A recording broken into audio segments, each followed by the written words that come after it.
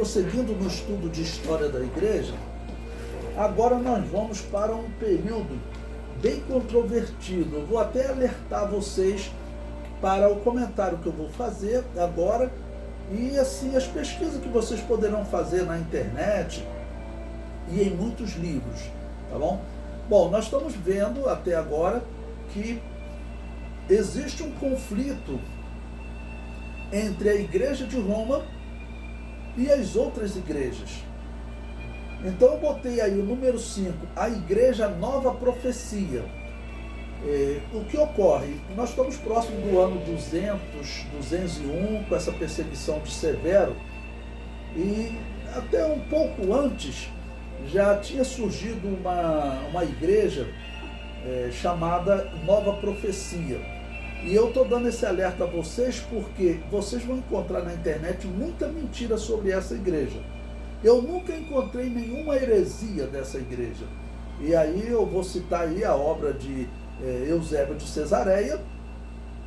Mesmo Eusébio de Cesareia sendo um católico, bispo da igreja de Roma, que escreveu a pedido do imperador, então já era uma igreja pagã, ou seja, Eusébio de Cesareia era um pagão. Nos dias de Eusébio de Cesareia, eles vão adotar aquele incenso de Júpiter, que retiraram do culto de Júpiter para aplicar no culto da igreja católica. O incenso era um símbolo do diálogo com o demônio, então eles já utilizavam esse incenso e já tinham adotado um monte de heresias. E ele critica essa igreja Nova Profecia, mas em nenhum momento ele fala uma heresia sequer dessa igreja. Ok? Então, eu não vejo essa igreja como um grupo herético. Na verdade, quando eu vejo Roma criticando ela, ok? Roma vai, na verdade, demonstrar a vida espiritual que eles estão tendo já toda errada por eles, os seus bispos se destacarem em adorar o demônio para sobreviver. E nós vamos ver que Montano, ele vai fugir para as montanhas, para não ser capturado. E aí os católicos vão inventar a mentira deles, né? Você ouve católico falando que ele foi para as montanhas porque ele ia formar um novo reino ali. É bem provável que esse pastor chamado Montano tenha fugido para as montanhas acreditando que aquela fosse a grande tribulação. Isso nós vamos encontrar em todos os bispos da igreja. É comum eles falarem em grande tribulação. Nós vamos ter um pouco depois de Montano também um pastor que nós vamos estudar da mesma linha de Montano, tá bom? Dessa igreja Nova Profecia, que no período dele também vai haver uma peste e uma grande perseguição. Ele interpreta que é a grande tribulação. É um erro de interpretação, mas é um erro natural. Eu estou vendo aí na história, esses que criticam Montano, ele, por exemplo, eles são normalmente adeptos de Lutero. Lutero também acreditou que estava na grande tribulação. Ele acreditou que o anticristo tinha sentado no trono de Pedro. Foi isso que ele falou. Calvino falou a mesma coisa, né? Lutero e Calvino são hereges mesmo, a gente sabe, né? Porque eles seguiram a igreja católica. Mas o fato de você errar uma interpretação, Jesus está voltando, já estamos na grande tribulação, isso não desmerece Montano. Nós nem sabemos se ele realmente acreditava que era a grande tribulação. Ele fugiu para as montanhas, era o que muitos cristãos tinham que fazer. Ou se não, enfrentar a tortura até a morte. Ok? Então diz a história que Montano fugiu para as montanhas com seus membros para não ser morto. Bom, o comentário diz, a Igreja Nova Profecia. Esse movimento tem como destaque o pastor Montano. Um outro alerta para vocês. A Igreja Católica vai dizer que isso era uma seita e vai chamar eles de montanistas. Não existe igreja montanista. Existe uma igreja cristã e um pastor chamado Montano. Então eu me dirijo a essa igreja como Igreja Nova Profecia, ok? O comentário prossegue. Acreditava no falar em línguas espirituais e no dom de profecia. Isso vai ser muito criticado pelos católicos. Os bispos que haviam se desviado e adorado a Júpiter para não morrer durante a perseguição negavam a atualidade dos dons espirituais e iniciaram uma difamação de Montano. E isso vai se seguir por toda a Igreja Católica. Hoje tem tolos aí na internet, até evangélicos, que criticam Montano seguindo as difamações católicas, né? O comentário prossegue. Afirmavam que Montano defendia que as suas profecias possuíam a mesma autoridade da Bíblia, o que Montano nunca falou. Pelo menos eu leio lá no que Eusébio de Cesareia escreveu. Eusébio de Cesareia, mesmo sendo um bispo católico, não inventou essa mentira, né? Então não dá para agora na internet as pessoas inventarem. A internet é um problema. Eu concluo, mesmo os textos dos pais católicos não falam isso de Montano. Pais católicos, claro, eu estou incluindo Eusébio de Cesareia. Os textos da internet inventam muitas mentiras sobre a Igreja Nova Profecia. Mas neste trabalho farei uso do texto de Eusébio de Cesareia, que apesar de ser católico, era um historiador a serviço do imperador romano e não apresentou nenhuma heresia de Montano. Eusébio de Cesareia, que fazia parte dos bispos que haviam adorado a outros deuses para sobreviver à perseguição de Diocleciano, né, corrijam aí, a perseguição de Diocleciano, rejeitava o dom de profecia defendido por Montano e pelos membros da Igreja Nova Profecia. Vejamos o que Eusébio afirmou sobre Montano. Então, Diocleciano foi o imperador que fez assim a pior das perseguições da história, que durou do ano 302 a 312, alguns falam do ano 303 ao ano 313, ok? Então, essa perseguição de Diocleciano, quem era capturado ou era morto ou adorava o demônio. E a história comprova que Eusébio de Cesareia foi capturado. E a história comprova que ele sobreviveu. A história diz também que o pai do imperador Constantino, antes dele ser imperador, Constantino era só um general do exército, e o pai dele, ele era imperador, mas naquele período haviam 4 imperadores, sendo Diocleciano o principal. Então o pai de Constantino, ele era imperador na região da Inglaterra. E ele diz que ele era simpático aos cristãos. E diz até que ele tinha na sua corte um cristão, mas que para estar vivo ele teve que adorar o demônio para continuar vivo, né? Ok? Então o pai de Constantino, ele já era simpático aos cristãos.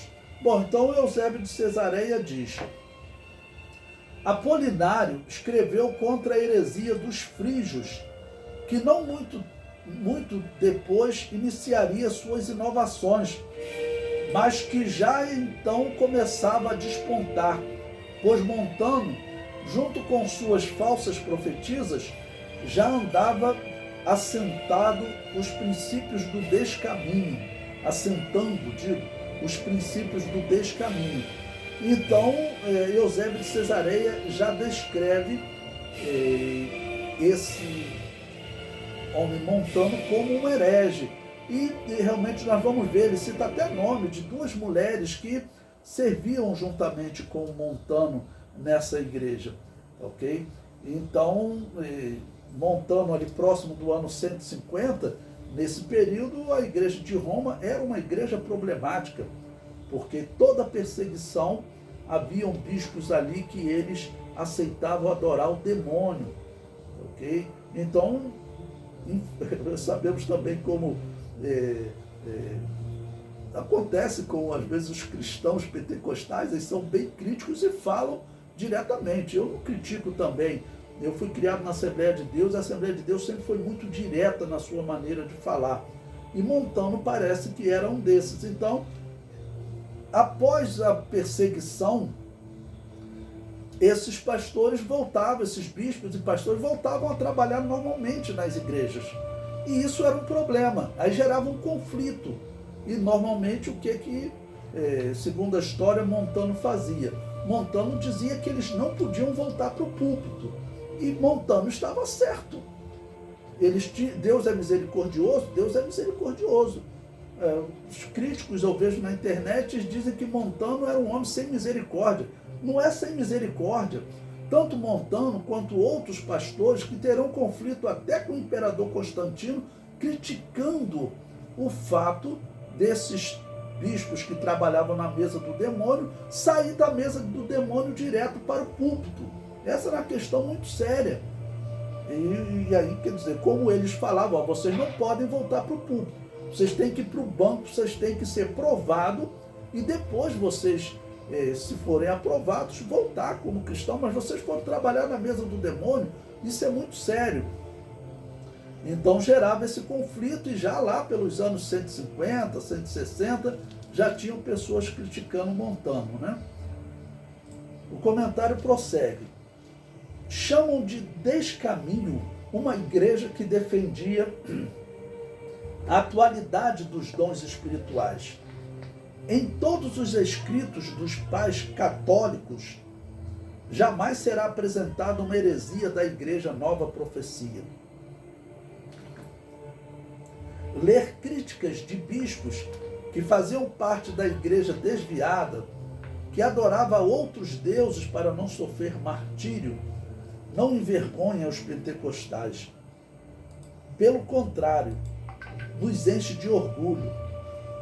É bom ser criticado pelos bispos que formarão a Babilônia apocalíptica, porque esses bispos, irmãos, que eles, desde o ano 90, desde o primeiro bispo que aceitou adorar o demônio para não morrer, ali eu digo, é o princípio da Igreja Católica Apostólica Romana. Ela será organizada oficialmente por Constantino, mas lá no ano 90 já é o princípio, ok, desses bispos pagãos, infelizmente, porque, claro, sofreu uma perseguição e tortura e ameaça de morte não é fácil, mas eles tinham que fazer o quê? Depois, eles viraram espíritas, eles foram trabalhar na mesa do demônio, depois eles tinham que passar por um período de provação. Deus é misericordioso? Sim. Deus recupera? Sim. Nós vemos na história, teremos aí história de conversão de homens que, antes de ser cristãos, eles eram sacerdotes do culto pagão, ou seja, adoravam o demônio, mas eles se converteram. Então Deus converte também o adorador de demônio, mas ele tem que passar por um período de provação, para nós sabermos se realmente a pessoa se converteu. E exatamente as doutrinas que nós vamos ver agora, a partir desse momento, do ano 200 em diante, vão surgir doutrinas pagãs exatamente em Roma. O batismo de recém-nascido, substituindo o culto ao deus romano chamado Vaticanos.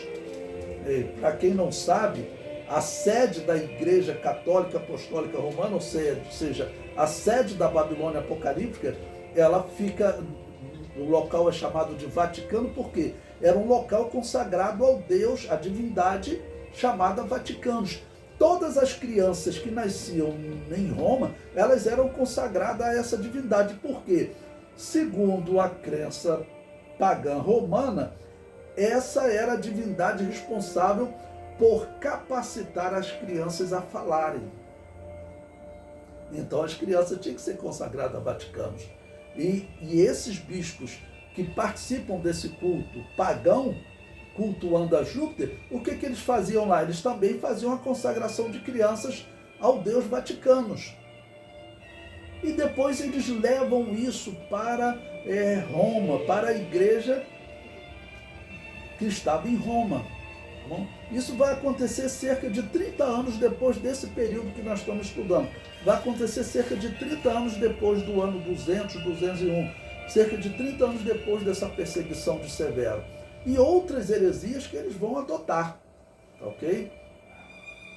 Pois bem, eu cito aí um texto agora de Eusébio de Cesareia, em que ele comenta sobre os montanistas. Ele diz: como foi justamente então que os partidários de Montano, Alcebiades e Teodoro começaram a dar a conhecer entre muitos na Frígia sua opinião sobre a profecia, pois os muitos outros milagres do carisma é dom em grego, tá ok?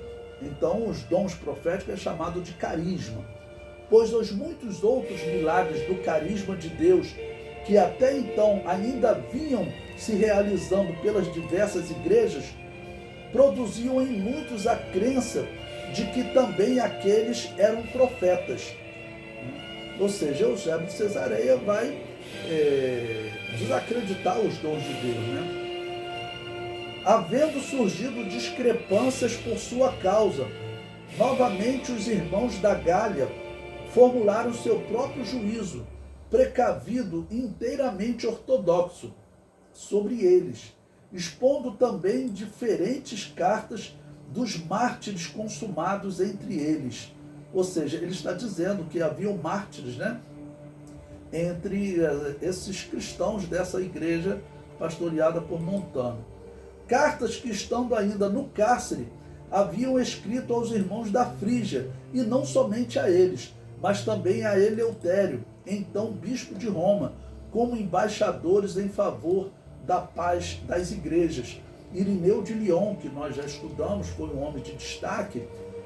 Eu coloquei alguns textos dele lá no grupo, eu não sei se vocês tiveram oportunidade de estudar, mas ele mesmo faz defesas, né, do pastor Montano e daquela igreja, dizendo que eram homens de Deus, né, que as igrejas não deveriam tratá-los com discriminação. O comentário prossegue. Eusébio, em tom crítico, fala do carisma, termo grego que se traduz por dom divino, como algo praticado indevidamente pela igreja Nova Profecia. Como essa igreja não concordava com a igreja corrupta e pagã, ela era criticada, mas jamais apontou uma heresia sequer dessa igreja. Então, como eu disse, é bom ver esses bispos corruptos criticando uma igreja correta, né? Você ser elogiado por bispos corruptos é que é preocupante. Bom, Eusébio de Cesareia prossegue. Como inimigo da igreja de Deus, né, na verdade, igreja católica, né, como inimigo da igreja católica, é em último grau avesso ao bem e amante do mal, e de forma alguma deixa de lado qualquer maneira de conspirar contra os homens. Fez com que de novo brotasse estranhas heresias contra a igreja.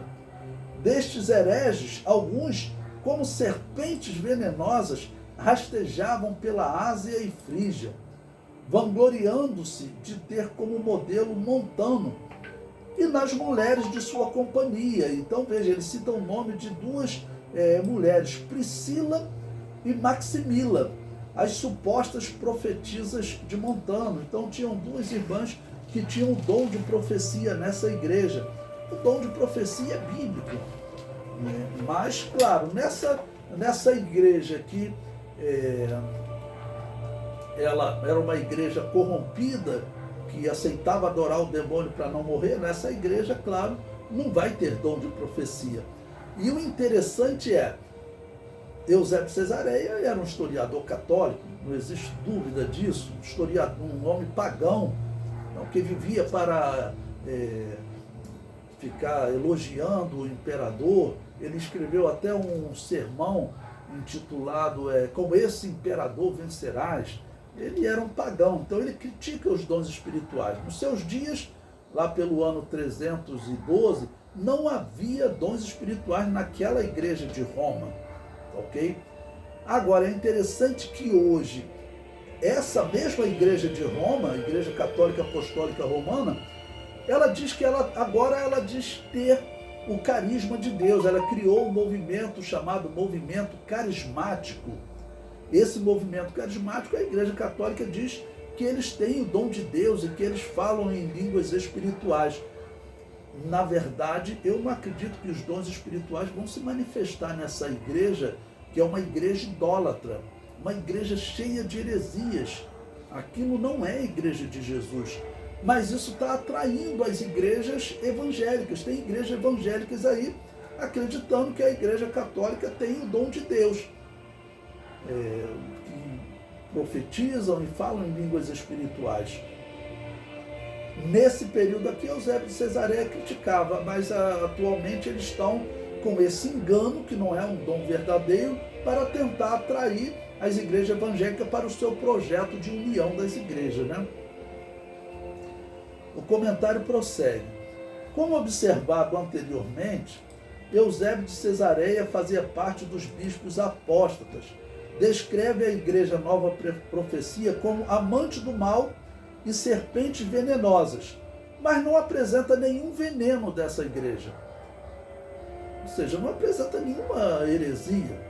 Eusébio apresenta o nome de duas mulheres que possuíam o dom de profecia, Priscila e Maximila. Eusébio de Cesareia dedica um capítulo inteiro de sua obra à Igreja Nova Profecia, sempre identificando o pastor Montano como sendo um dos destaques dessa igreja. Nós veremos aí na história membros da Igreja de Roma, que eles vão se converter, vão ter um encontro com Jesus, eu vou chamar assim, será um homem chamado Tertuliano, que nós vamos estudar, quando ele vê um cristão da Igreja Pentecostal Nova Profecia sendo martirizado, ou seja, um homem que não aceitou adorar o demônio para ser morto. Eusébio de Cesareia, Tertuliano, ele estava na Igreja de Roma, então ele abandona essa igreja e vai para a igreja verdadeira, porque ele fala, existem cristãos que resistem a essa perseguição e eu quero esse cristianismo. Né? Mas aí vocês vão encontrar também na história que a Igreja Católica vai criticar muito esse Tertuliano por ele ter deixado a Igreja de Roma e ter se filiado à Igreja Pentecostal Nova Profecia. Então vejamos o destaque que ele dá a essa igreja. Ele diz, o que se menciona sobre Montano e os pseudo-profetas de sua companhia? Número 1. Contra a heresia chamada catafriga, o poder defensor da verdade levantou em Hierápolis uma arma potente e invencível. Apolinário, a quem esta obra já mencionou mais acima, e com ele muitos outros homens doutos daquele tempo, dos quais foi-nos deixado abundante material para historiar. Ao começar, pois, um dos mencionados, seu escrito contra aqueles, assinala primeiramente que também lutou contra eles com argumentos orais. Escreve no prólogo dessa maneira, ou seja, quem debateu com Montano, né?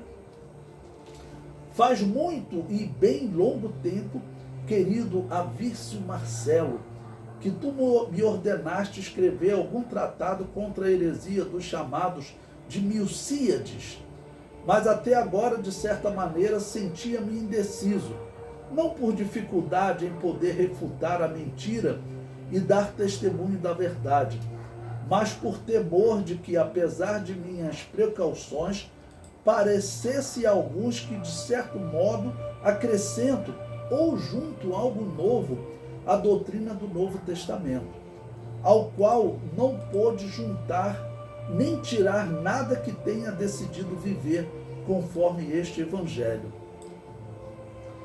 Encontrando-me recentemente em Anquira da Galácia e compreendendo que a igreja local estava aturdida por esta, não como dizem, nova profecia, mas mais propriamente como se demonstrará pseudo-profecia, enquanto nos foi possível e com a ajuda do Senhor, durante vários dias, discutimos intensamente sobre estes mesmos homens e sobre os pontos propostos por eles, tanto que a igreja encheu-se de alegria e ficou robustecida da verdade, enquanto que os contrários eram rechaçados na hora e os inimigos abatidos. Eu só gostaria de saber o que significa esse abatidos, né? porque mesmo antes da Igreja Católica nós encontramos sinais de perseguição dessas igrejas, porque elas vão ficar ligadas ao imperador. Era uma igreja autorizada pelo império, essa igreja de Roma. Ela podia funcionar desde que ela adorasse os deuses romanos, ok? Então, durante as perseguições, vão existir sempre duas igrejas, uma funcionando normalmente em Roma e outra nas catacumbas. A de Roma, o bispo tinha que adorar o demônio. As que estavam escondidas nas catacumbas, elas estavam ali porque se elas fossem capturadas, elas não negavam, então seriam mortos, ok? Então, ele já usa ali o termo abatidos. Por quê? Porque ao fim da perseguição, essas duas igrejas vão se encontrar. A igreja que adorava o demônio e a igreja que estava vivendo nas catacumbas. Lembre-se, catacumbas eram normalmente cemitérios, locais cavados no solo, onde os romanos não entravam nunca mais. Os romanos não faziam como hoje, que as pessoas ficaram enterradas ali 3 anos, eles tiram os ossos e botam outros ossos lá. Não. No período do Império Romano, ninguém mais chegava naquela região, porque era a região dos mortos. Eles acreditavam que os mortos estavam perambulando. Foi o único lugar que os cristãos se sentiram seguros, porque os romanos não iam lá, então eles ficavam vivendo naqueles buracos. E essas catacumbas, era uma grande cidade, né?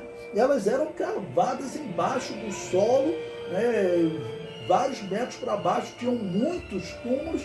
Os cristãos tinham que chegar ali, tirar os ossos para poder viver naqueles lugares. Tudo isso por causa dessa terrível perseguição. E é essa igreja que está sendo criticada. Mas observe, eu estou colocando o texto de Eusébio de Cesareia na íntegra, para você ver que ele não cita nenhuma heresia, ele só fala mal, são serpentes. Mas onde está o veneno? Ele não cita nenhuma heresia. O comentário prossegue. A igreja Nova Profecia é criticada, mas nenhuma heresia é apontada desse grupo. As obras de Apolinário de Hierápolis, citado por Eusébio, né, não sobreviveram. A igreja Nova Profecia será perseguida pela igreja católica, principalmente nos dias de Agostinho de Hipona. Essa igreja ela é chamada pelos católicos de donatistas no dia de Agostinho de Hipona. Não existia uma igreja donatista, tá bom? Existia uma igreja cristã. Agostinho de Hipona ele viveu no ano 410 da era cristã, quando a igreja já era 100% pagã. Tá bom? E esse Agostinho de Hipona, ele vai defender a morte, vai defender, vai falar para o imperador que tem que obrigar que esses que chamavam de donatistas se convertessem ao catolicismo. O comentário prossegue. Observamos na história uma igreja rica e poderosa que persegue, captura e mata. E observamos outra igreja, pobre e perseguida, que não se submete aos mandos e desmandos do imperador. Por que essa igreja era pobre? Olha, quando um romano criticava um cristão e apresentava ele às autoridades romanas, esse pagão ele podia ficar com a casa dos cristãos. Então os cristãos viviam, às vezes, 5 anos, 10 anos nas catacumbas, saía dali durante o dia para, vamos dizer, mendigar o pão, né? Conseguir alguma coisa para comer e tinham que voltar para lá. E se algum conhecido falar, esse aí é cristão, ele era capturado e era morto. Então essa pessoa vivia, um exemplo, 10 anos. Quando ele saía de lá, ele não tinha casa, ele não tinha trabalho, ele ia ficar mendigando, né, vamos dizer, até que ele conseguisse se reestruturar. Então, vamos dizer, as pessoas que prevaleciam eram aqueles bispos corruptos. Isso em especial na cidade de Roma. Então a cidade de Roma era o centro desse paganismo, ok? Era o centro desse paganismo. E quando acabava a perseguição, quem ficava pastoreando essas igrejas? Eram os bispos que continuaram em Roma ali, trabalhando daquela igreja e lá também no culto de Júpiter. Os pastores que se esconderam, como Montano, que diz a história que ele fugiu para a montanha para não ser morto, esses pastores saíam voltavam para as cidades pobres. Acabou a perseguição. Eles voltavam sem ter nada, sem ter uma igreja para pastorear. E quando eles chegavam, eles iam ficar nessa igreja pastoreada por um homem que cultuou o demônio. Eu não ficaria de jeito nenhum. Então as igrejas tinham dificuldades, eles não tinham casas, não tinham recursos, não podiam trabalhar. Agora, após a perseguição, eles vão reconstruir a vida deles, né? Então eram igrejas realmente pobres. A igreja rica, ela vai perseguir a igreja pobre. O comentário prossegue. A primeira, igreja rica e poderosa, cheia de paganismo, formará a igreja católica, apostólica romana. Igreja católica apostólica romana. A segunda sobreviverá fugindo por séculos da perseguição da primeira, porque nós veremos a igreja católica apostólica romana, ela vai organizar a Inquisição nos anos 1200 para perseguir essa mesma igreja pobre. Por quê? Vai estar vivendo escondida nas montanhas da França. Se você quiser pesquisar na internet, só você pesquisar os pobres de Lyon, é assim que eles eram identificados. Até os inquisitores romanos, né, que vão perseguir essas pessoas, elogiam eles. E tem inquisidor, nós veremos isso quando nós formos estudar a história da igreja no capítulo 2, nós veremos que terá inquisidor que dirá, eles só têm um defeito, eles criticam a igreja mãe, criticam a igreja católica. Ou seja, a própria igreja católica dando testemunho contra ela, né? Porque é a verdadeira igreja. Nós não podemos de maneira nenhuma seguir o que essa teologia protestante, os protestantes afirmam que a igreja católica era sim a igreja de Jesus, porque eles reformaram a igreja católica, né? Então, quando nós dizemos que a igreja católica é a Babilônia apocalíptica, eles dizem não, não é não. Aí você encontra eles aí fazendo diversas defesas, né? São os apologistas da Babilônia apocalíptica.